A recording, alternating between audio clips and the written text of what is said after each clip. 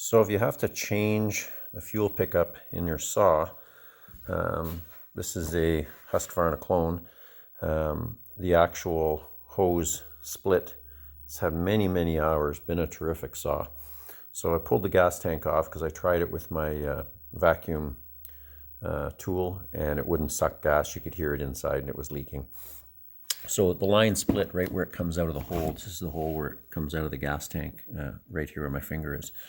But the new line and the existing line, you have to really pull to get it through that hole. And there's no way you're going to push the new line through that little hole and actually get it. So I've cut part of the line off. I've made it like a taper, if you can see that, trying to get it to focus on it. And anyway, it doesn't want to focus there. So I use scissors and I've cut it into a taper so it's thin at the end and it has a taper. So now I'm going to oil the line just with some air compressor oil. I'm going to oil it, push it in the hole and grab it with the needle nose pliers and try to pull it through. So it literally took me 5 seconds to put that line in place.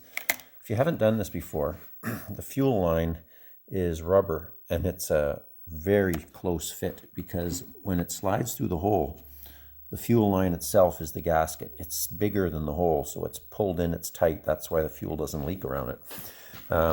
So again, that tapered section, cut, very small section, I just pushed it in about 1.5 inches effortlessly. It went right in the hole.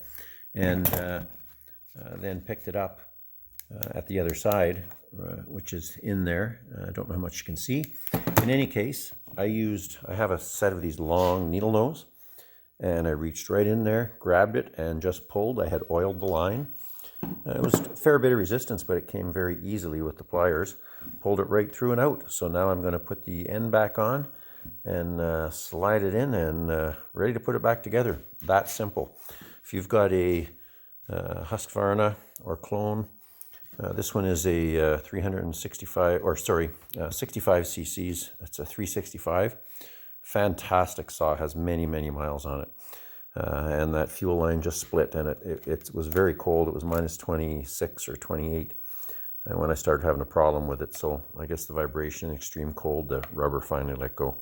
Anyway, it is very easy if you follow those instructions. Anyway, like the video and subscribe if you found it helpful.